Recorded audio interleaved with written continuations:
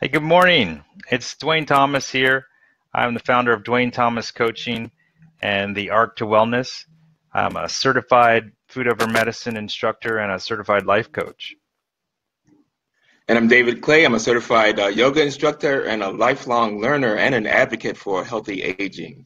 I just want to thank Aunt Charlotte, Charlotte Wood, for inviting us to talk to you today about health and healthy choices.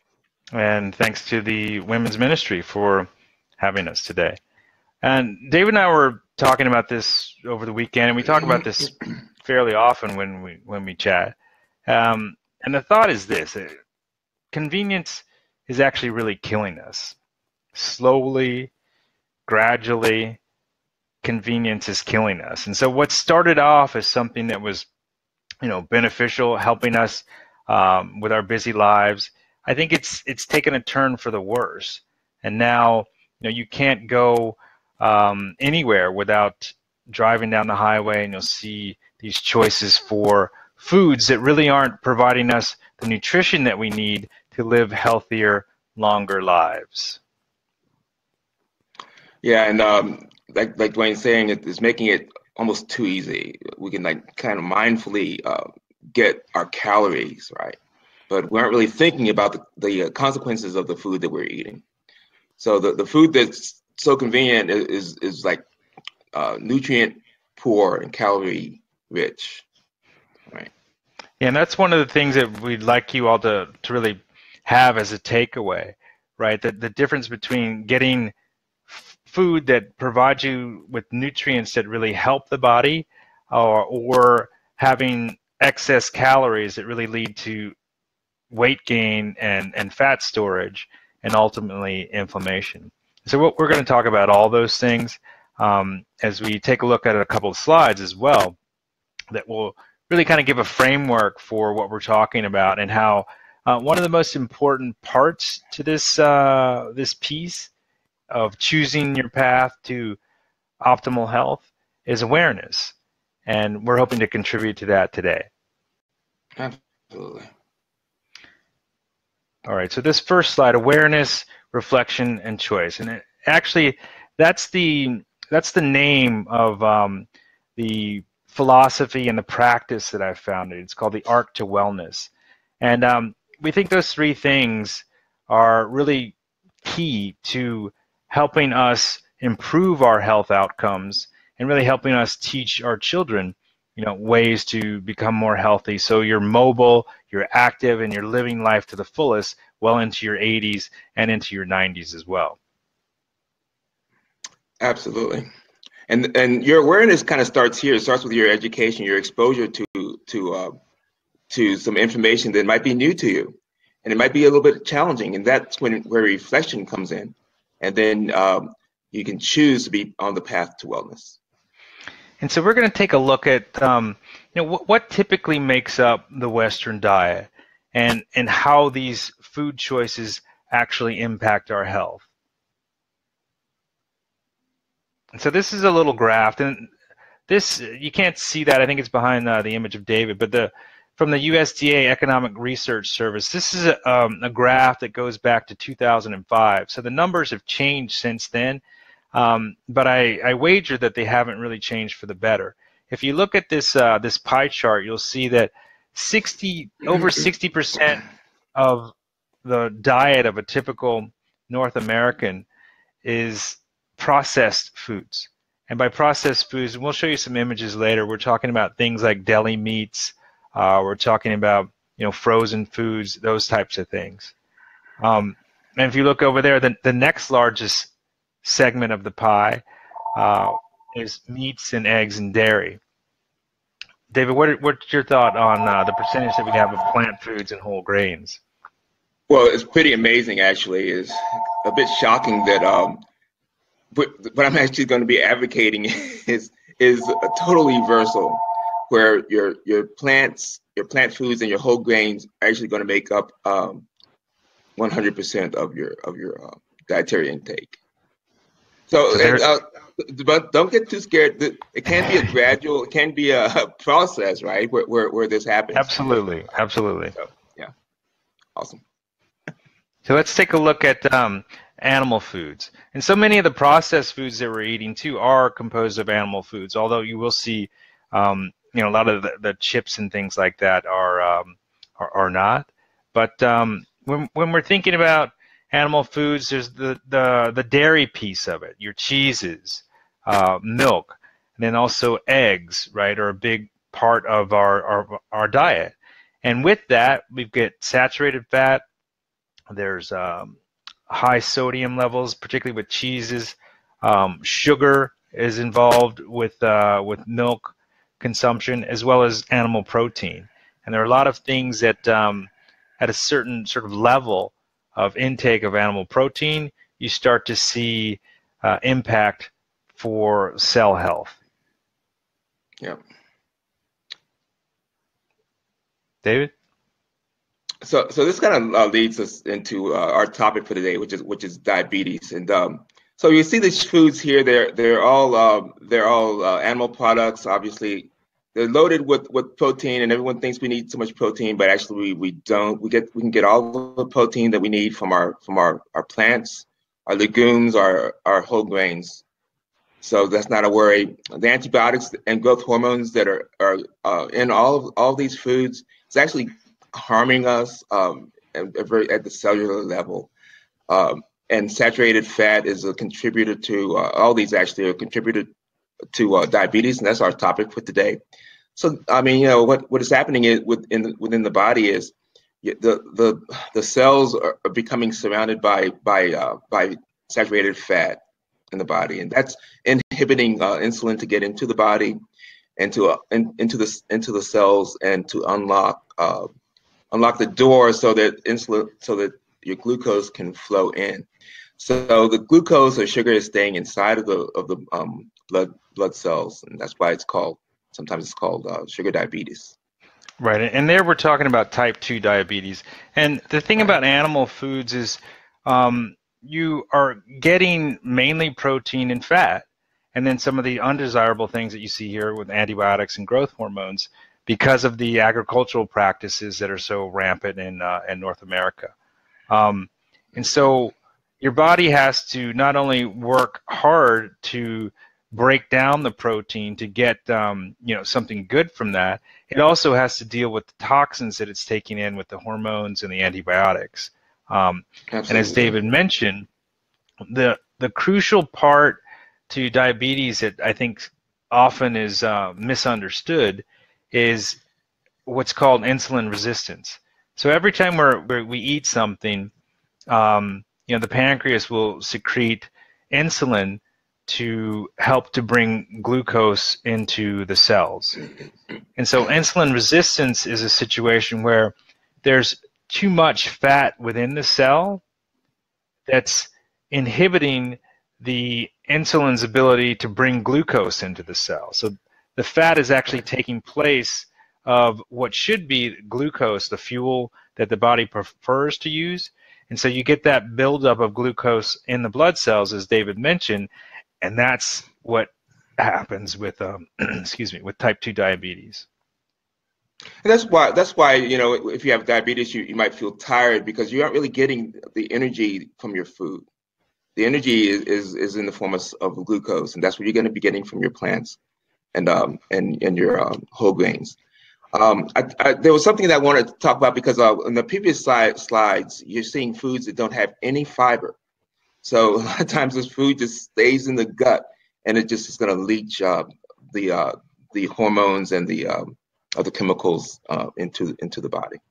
Right, and that's one of the things that I think we don't talk about enough is fiber intake, and we'll touch on that a little bit more as we go through some of the slides. And so these are a couple of the common risk factors that you'll see with too much animal food intake. You have high cholesterol, right? It increases blood cholesterol levels. And the other interesting thing that we want to bring to your attention is that animal protein actually raises cholesterol even more than the saturated fat that you get in meats. And so, some of you all may know this already, but excess protein, it contributes to heart disease, cancers, and it also contributes to damage for these vital organs, the kidneys, your kidneys and the liver. And those are two organs that are crucial to eliminating toxins from the body. And so if you have a compromised liver, it's going to affect you in many different ways. If you have compromised kidneys, it's going to affect you in different ways as well. And these are all things that are preventable based on your dietary habits. Exactly, and I think somewhere along the line, we were taught that we need tons of protein, but we really are going to get it solely from, or can get it solely from plants and animals. I mean, I'm sorry, plants and whole grains, not from animals.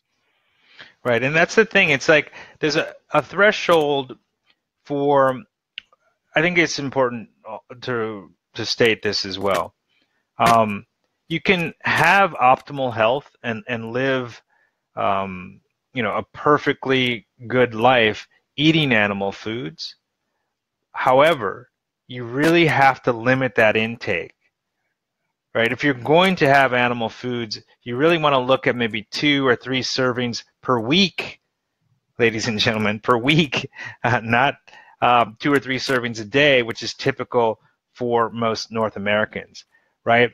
The studies show that if you limit it to maybe 3 servings a week, then you should be fine. You're not going to see any adverse effects as far as things like cancer growth and issues to vessels and things that contribute to cardiovascular disease. Processed foods are one of the things that are the most implicated where convenience comes in, right? Let's take a look at this this list. Pizza, deli meats, pastries, all these things they carry tons of fat, excess sodium, and sugar. In fact, that's really what goes into these products to make them appealing, to give them that, as they say in the industry, I think the word is craveability, right? We have this this desire for another muffin or a scone or a hot dog at the ballpark. And all these things are really working to, they contribute to things like insulin resistance because of the fat buildup. They also contribute to imbalances between your omega-6 fatty acids and your omega-3 fatty acids. And when you have refined sugars in your diet, it's also, again, calorie rich and nutrient poor. Yep. Absolutely, and notice what's going on in your advertising. The foods that Dwayne just talked about, the slides we just showed. Think about the advertising that's around those, and that's around processed food and around fast foods. Think about how much money they've invested in programming us to desire those foods, and then once we do succumb to it, then we're bombarded with these addictive chemicals in sugar and in fats. And again, it comes back to choice. Right, absolutely.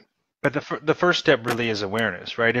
If we understand that the more animal foods we eat, the higher our blood cholesterol levels are, the more fat that we're going to end up storing in our bodies, it does a couple of things, right? It both suppresses the immune function, which is vital to the body being able to fight off viruses, being able to fight off bugs in the environment, and to stay healthy given all the toxins that we're exposed to on a daily basis. And it contributes to weight gain. And weight gain is one of the primary risk factors to things like type 2 diabetes and other chronic illnesses. Yeah, in fact, 90% of the people who have diabetes are also overweight and obese. So right, there's a relationship to that. Absolutely. And the thing about inflammation, I think we may have touched on that earlier, but let's dive in a little bit deeper here. It's the common denominator, as Dr. Pam Popper says, in almost all disease conditions. And I'm not sure if any of you have had a blood test recently. If you take a look at the CRP level, it's the C-reactive protein level. that's a really good indicator to inflammation somewhere in the body if it's over 1 milligram per liter. And chronic inflammation, it's like it's almost the it's the source for other things going wrong in the body. Right. And a lot of times what you'll find in this next thing, you'll see the high cholesterol that accompanies excess intake of processed and animal foods. High cholesterol is really going to be, again, a symptom of something else going wrong in the body that needs to be addressed, not suppressed. But too often, if you go to your family practitioner, you go to your GP, and they say, okay, look, blood test shows that you have high cholesterol. Well, you've got a choice between Crestor or Lipitor. You got to, they'll prescribe a statin drug to help lower the cholesterol, and what that does is it suppresses the liver's ability to produce cholesterol, but it doesn't address the cause or the issue for why the liver was producing that excess cholesterol to begin with. It's not helping to improve your health. It's really working to manage your symptoms. Exactly, and that's why these chronic diseases are so insidious in a way, because the medical association, the medical community makes it, and pharmaceutical community makes it appear that all you need to do is live with these diseases. I'm actually advocating first preventing, then reversing and curing those diseases. We can do that by introducing a whole lot of plants into our diet. And it's interesting that progression that you talk about there, David. And particularly, I mean, we're talking to this particular audience. I know there's a lot of folks there who have kids or grandkids. It's really, I think, mission critical. Because just a quote from Dr. Robert Ratner of the American Diabetes Association says, "There's no question that we're in the midst of a diabetes epidemic." A diabetes epidemic, right? And the amount of dollars, the amount of money that's spent through Medicare to care for people with diabetes, it's really astronomical. I think the stat is something like 1 in 3 Medicare dollars goes to treatment of diabetes. All this stuff, it just doesn't have to be this way. That's the real thing that we're trying to convey here by bringing some awareness to some of the risk factors to a condition like type 2 diabetes. Because if you adopt a different dietary pattern as a lifestyle, you can prevent any of these things that you're seeing on the screen right here from happening. Absolutely.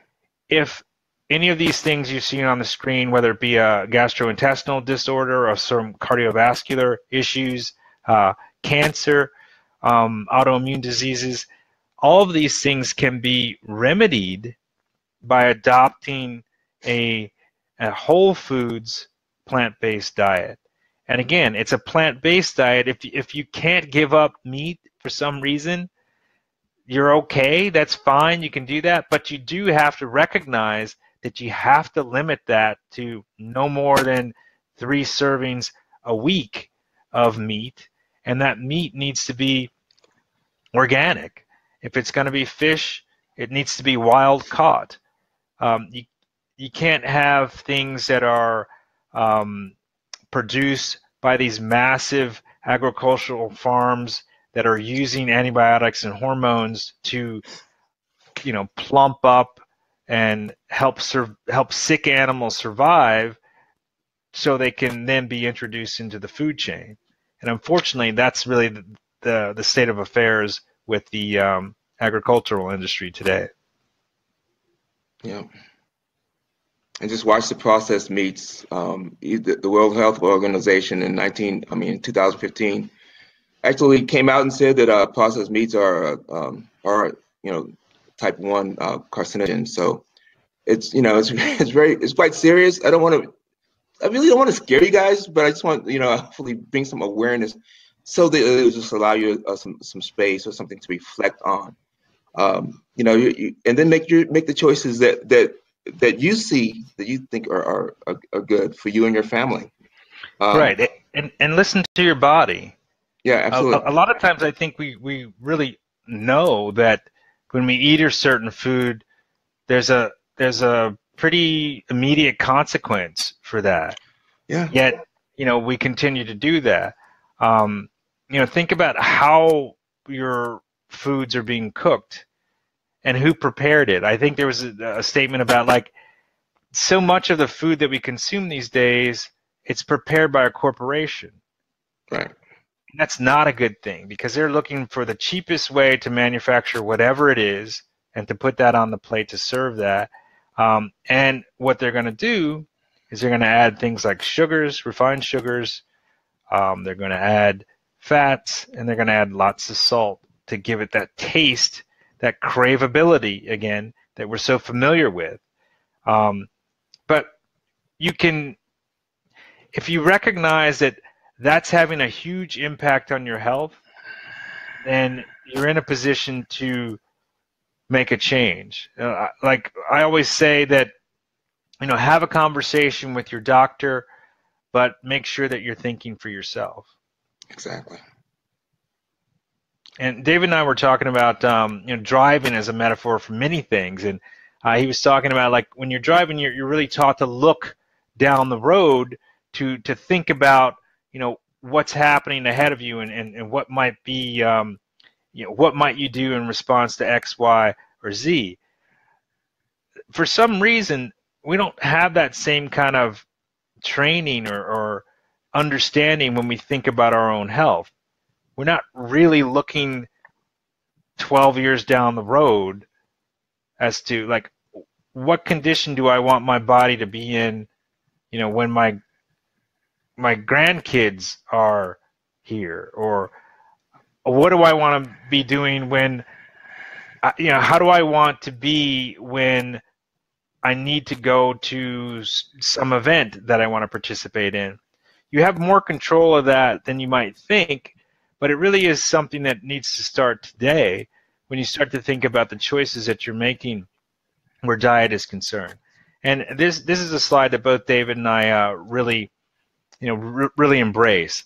The right Absolutely. diet and lifestyle choices can prevent, stop, and even reverse many common degenerative conditions. And that applies to cardiovascular disease, type 2 diabetes, and even cancer. Hmm. So true. And here's the answer: plant foods. David had mentioned this earlier. One of the beauty of that too is look at the colors there, look at the vibrance That's right. there, and that's nature really telling us this is good for you. Those That's berries right. up there, there's all kinds of goodness there that can help ill, that can help improve illness. Those grains, all those things, those green leafy vegetables there. There's so much energy there that the cells are looking for that unfortunately we're not getting most of the time, because right now in North America, so many of us are nutrient deficient, and we just don't have the vitamins and minerals that the body needs to function at an optimal level. But it's also in our power to make decisions and choices that improve those odds and start to shift the balance in our favor. Yeah, and the body will actually respond. This is the coolest thing about the body is how intelligent your own body is. It will literally respond to your attention, to the respect and love that you give to it, and to the healthy food that you will begin to put in it. And it the inflammation and the even the like pains of arthritis and things like that, or the irritable bowel syndrome or things like that that you might be experiencing, that will just kind of begin to leave the body, and you'll just feel so much better. Yeah, and as that process is happening, it's actually a lot quicker than you might think. Yeah, If you really make a drastic change and say, you know what, I'm off of dairy, I'm dumping all my meat choices. You know what, I'm just gonna have like fish on Thursdays or whatever it is. you're the master of your own fate here when it comes to what you're putting into your body. But the thing that's missing in most Americans' diet is fiber. Yeah. And fiber plays such a vital role. I mean, fiber can do things like it'll help lower your cholesterol levels because of the way in which it functions, right? It binds to the food that's in your stomach, and it allows a slower digestion, and so the nutrient absorption is a slower process. So all of the levels of glucose and cholesterol lower in response to that. And you get soluble fiber from things like an apple, right? Whole foods is what we're looking for, not things that come in a box or in a package. Exactly. And fiber makes the body feel full. It's a great way to just regulate your own appetite. So yeah, and you're gonna find it in plants. You aren't gonna really find it in the animal products. Yeah, there is no fiber in animal foods. There just isn't any, and it's such a necessary part to a healthy digestive system and a healthy healthy body that it's almost criminal that we don't think about how vital it really is, and the fact that you can only get fiber from plant sources. There are supplements you can get. You might be familiar with psyllium husks. That's a good way to add fiber into your diet. We can talk about some of those things maybe at another time. But anyone who's having sort of constipation or those kinds of issues, you really just need to think, wow, one, I need to get more fluid. And by fluid, I don't mean soft drinks, no sugary drinks. We're gonna talk a little bit about that at the end, but more water into your system, so things can move along a little bit better, and also more fiber to help bulk up the stool and get things moving. You don't want to have days go by without having a bowel movement, because that's just increasing the circulation of toxins within the body. So what's happened really is, your liver has done a lot of work to process foods and get them ready to eliminate, but nothing's happening. And so those things just get reabsorbed, those toxins just get reabsorbed in the body, and the liver just has to work and do the same job all over again. Mm-hmm. And the key piece about plant foods that we really, I think, are kind of unfortunately blind to is how much good they do protecting cells from toxins, getting rid of harmful free radicals in the body. All these things come from the phytochemicals, or the phytonutrients within plant foods, and it's not something that's available in animal foods. Exactly. You really have to consider the environment that we're living in, and this, and yeah, definitely you need to fortify the body so that it can deal with all the toxins that we're all living with. Right, because that's modern society is a toxic world, but if you are, as David pointed out, if you're fortifying the body with these kind of foods that really help build your immune system, help you detoxify, help you eliminate things from your system, then you're going to be a healthy person well into your 90s. That's the Absolutely. This is the part I like too about eating this way. You don't have to worry about calorie restrictions.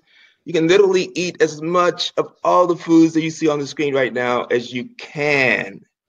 You can eat them constantly, all right? You will not gain weight. You'll just essentially lose weight.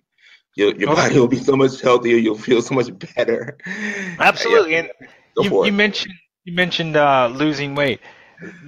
One of the things that I think that's a goal of many people. It's like, oh, I got to find a way to lose weight. And so you look for some kind of a diet. And, how many folks out there have tried a diet and haven't been able to stick with it, and so the diet's failed? It's not so much that you failed, but the diet itself really wasn't going to be something that could help you in a long term. You know, you might lose weight initially, and then 6 months down the line, you've gained it back.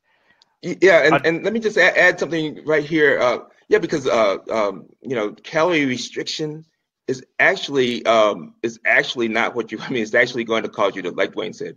Actually, I didn't need to chime in because Dwayne, you're doing just fine. Go But for you're it. right. Calorie restriction is just going to cause you to fail in your diet because you won't be satisfied. Yeah, and you're not going to be happy, and you're not going to be, you won't be satisfied. Your body won't be satisfied. You'll have these cravings, and then you've got this psychological sort of stress going on that just it's not worth it. Yeah. If you like a whole foods plant-based diet, it's a lifestyle change, and you'll find that the flavors, the textures, everything is there. You just don't have the fat, the salt, the refined sugar, those things that we're so accustomed to in a typical Western diet. Yep. There's some good things that that are available. Books, Food Over Medicine. Pam Popper is based out of Columbus, Ohio. I'm a certified food over medicine instructor. She's a naturopathic doctor and is the founder of the Wellness Form Institute. Dr. Joel Fuhrman, Super Immunity's terrific book. All these things give you recipes if you're interested in looking at them. Garth Davis, he's an MD. He's a bariatric surgeon in Houston. And in fact, he had written a book that was pro animal foods, pro protein, everything else 8 or 9 years ago, until he realized himself that he was suffering from high cholesterol and he was on the road to cardiovascular illness. He changed everything, changed his philosophy, changed his diet, obviously, and also felt obligated to write the book Proteinaholic to really dispel the myth that we need more protein. In fact, protein is one of those things that's contributing to the illnesses that we see, and because it's so readily available, it goes back into that convenience thing, and we see all these whey protein, you know, tubs that are available to people, and we think that we're doing a good thing. That's the real tragedy. Good point. Right? Good point. It's like, oh, we think that we need protein because that's what we've been told, that's what we've heard. But it's funny that, you know, some people are told that they need protein to lose weight. Some people are told that they need protein to gain weight. It's kind of amazing that it can do anything, but nobody tells you except Garth Davis. And actually, a lot of people are coming out with this information. It's not as if it's new. It's just we don't hear about it. Right? That's the thing. We don't hear about the fact that excess protein contributes to a lot of issues that we have that are rampant that we don't need to have. And including diabetes. And here I'm talking about animal protein, not protein that comes from plant sources. And the last one it's a really interesting book called When the Body Says No by Dr. Gabor Mate. And that book is really looking at the cost of stress to contribute to a bunch of different chronic illnesses that people have. So that's the other piece that we need to keep in mind. If we're able to manage our stress better, then our body responds to the nutrients that we put into it a lot better. Absolutely, and that's one of the things I love about yoga, right? Yoga and meditation. You can call it anything you want to, stretching and toning, prayer, any way you can get kind of a peaceful, reflective attitude. That's going to help your health in the long run. Yeah, and cool. What we want to leave you with is like 3 habits to break, 3 habits to make. And I'm not sure if they're habits, but the first one is to think about animal foods. If you're you know, and it's summertime too, because I can almost smell the barbecues out there. It's that time of year, you know, and I get it. Like I used Right. to love breaking out the Weber grill and the charcoal briquettes and all that kind of stuff. I don't do it Yeah. anymore. Like if you were looking into my backyard right now, the Weber grill is out there, and I've got arugula growing in there and a head of lettuce in the middle of it. Perfect. That's what I've done with my Weber grill. It's sort of symbolic, yeah, I guess, but it's because I don't want to barbecue meat any longer. In fact, you know, truth be told, when you burn meat like that on a grill, that's just increasing the toxicity of the meat. It's a thing called HCAs. It's complicated. If anybody wants to learn more about it, actually, they talk about it in Proteinaholic. It's a good read, but we have to recognize that we are making choices when we decide to have that hot dog at the ballpark, or not even at the ballpark, the at the Sheets, when we go there and have that dog loaded up with squeezable cheese and whatever else you Right. want to put on there. Okay. Right. You have to realize that, you know, that might taste in a way that's familiar and good, but it's not giving the body what it needs to be optimally healthy and to live a long life where you're mobile well into your 90s. It's going to contribute to inflammation, which is going to contribute to something else, whether it be a cardiovascular issue, type 2 diabetes, or some form of cancer. That's the reality. But we can make different choices, right? So be mindful of that. Limit your animal foods if you can't eliminate them altogether. Dairy is one of those things too, David. I mean, do you have some things to add on dairy? But dairy has to go if you can. Try to substitute some sort of a nut milk for that if possible. Go ahead.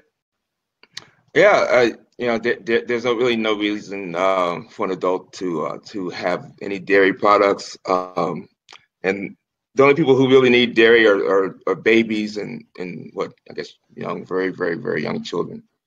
And the only kind of milk they need is their milk from their own mother. So Dick Gregory famously said, "Cow's milk is for cows." All right. Yes, exactly. I was gonna do is cause inflammation and increase the saturated fat in the body and contribute to all the chronic illnesses that Dwayne spoke about, and especially diabetes. Yeah, and you know, milk has a lot of sugar in it as well. I mean, people don't think about that, but it does. And hormones. The hormones can make Exactly. havoc. And some people really say, some studies have said that the hormone in milk is actually and cheese is actually contributing to breast cancer. So Yeah, there's some vital stats like that, and we talk about things like eggs too. We don't want to have an excess of that. You know, excess egg consumption also contributes to things like prostate cancer. There are studies that document that as well. And so, you know, like I take a bit of information like this. If studies show that eating more than 2 eggs a week contribute to a 40+% risk of developing prostate cancer, that gives me some information to act on. You know, I don't have to. I can say, okay, that doesn't matter to me. Whatever, I'm still going to have eggs. Or I can say, you know what? Do I really crave eggs like that to where I'm going to put myself at risk? And again, it's a choice. We're bringing some information to you. It's up to you to take that information, reflect on it, do your homework. You know, get in touch with us if you want some more one-on-one information. That's great. And then make the choice. But it's about an informed choice rather than a choice where you're just doing something almost robotically or without any thought put into it. Because really, convenience is killing us, and it's the food that's at the root for these epidemic illnesses and unexplained illnesses that we have. These autoimmune conditions are gastrointestinal issues. It's the food that we're putting into our bodies, right? And that we have control over. So absolutely. Animal And foods. It's the first one to and I break. would just yeah, right. Go ahead. I would just like to encourage you guys to, like, maybe if the ones who are really like wanting to take action, you can form groups that can be very, very supportive, right? You don't have to do it alone. I do advocate the idea of thinking as an individual human being as opposed to a member of some blanket culture that culturally does X, Y, Z. But definitely, if you look around the table or wherever you guys are sitting, yeah, maybe you can form some groups that might actually can support each other on this journey. Absolutely. And there's a lot of stuff that you can find with healthy recipes. There are actually apps that you can get that you can use to do your grocery shopping, so you're all set up when you go home. There are other things, and I was talking to my mom about this too. If you're sort of challenged with time and stuff, there are plenty of outfits out there that will actually deliver produce to your door. I mean, we have a delivery every other week here up in Ontario, and this is Canada, so I know the U.S. has something else going on that's a little bit more exciting than that. And we could have it once a week if we wanted to, but we don't need it that often. And you can pick what's being delivered to you. Take advantage of those things, because time is an issue. And sometimes time is an issue, and that's why we default to ordering a pizza or picking up a rotisserie chicken from Martin's. Martin's doesn't exist anymore, but you know what I'm saying? I mean, we pick these things up on the way home because we don't have time. But if we have these things already delivered to our home that are there, ready for us to prepare, it puts us in a much better position to make a healthier choice. The other thing that one of the habits to break, processed foods. That's something that really, eliminate if possible. Certainly work on reducing these types of things and how things are prepared. Fried foods. If you can get away from doing that, it's also going to be beneficial to your health in the long run.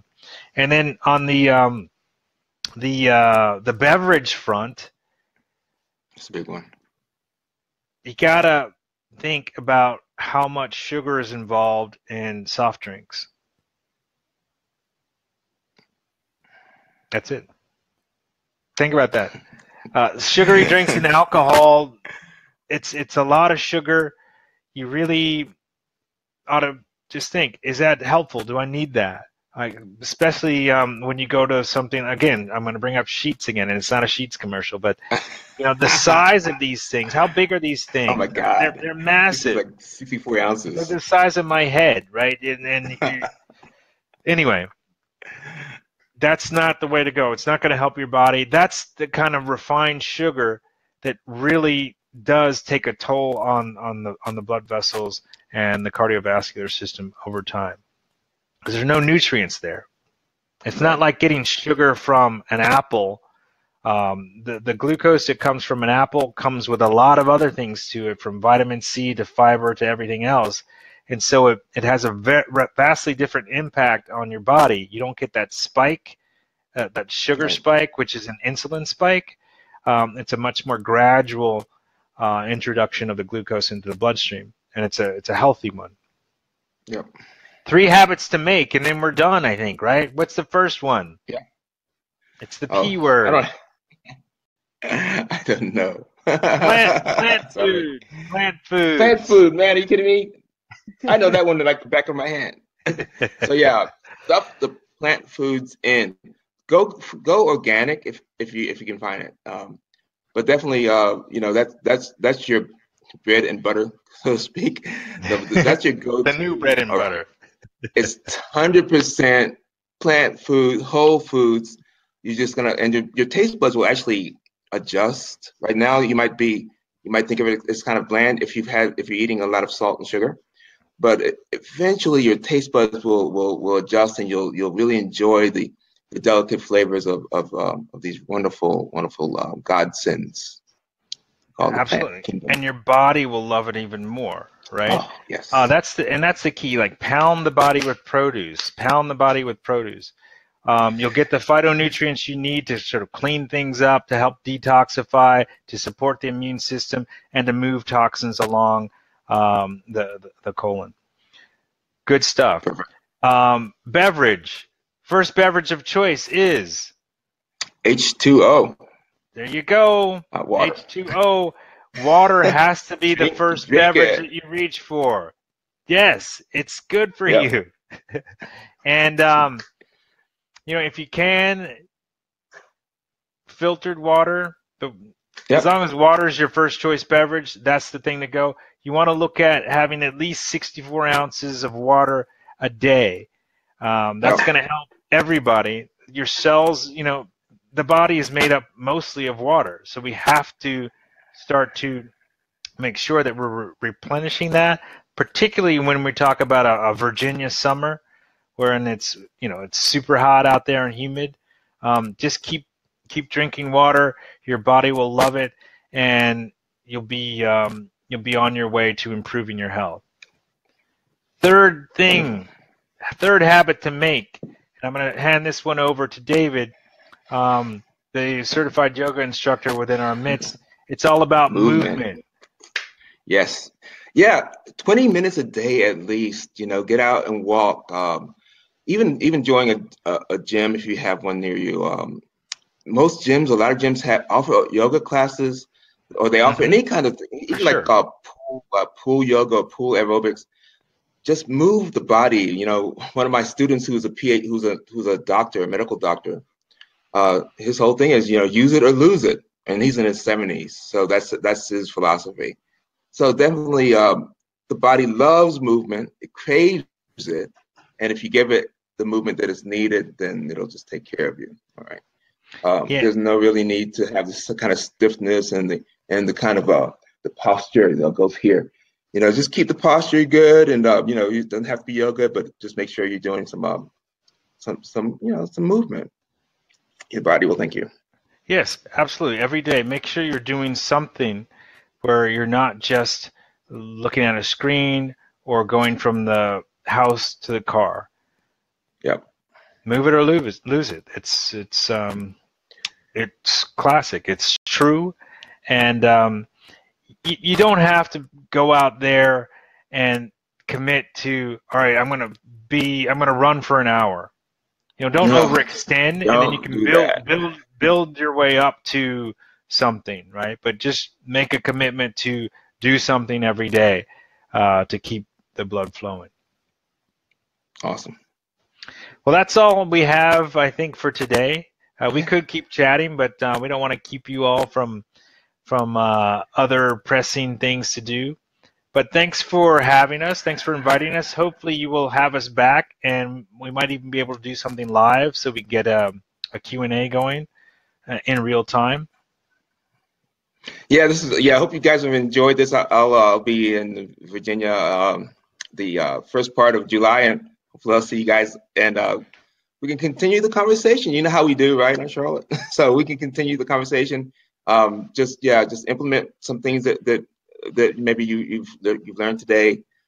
Jot down some questions. Get in touch with us any way you can, and we can help you. Answer some of those questions for you. But just want to encourage you to go for it. Do what you know that feels the body needs.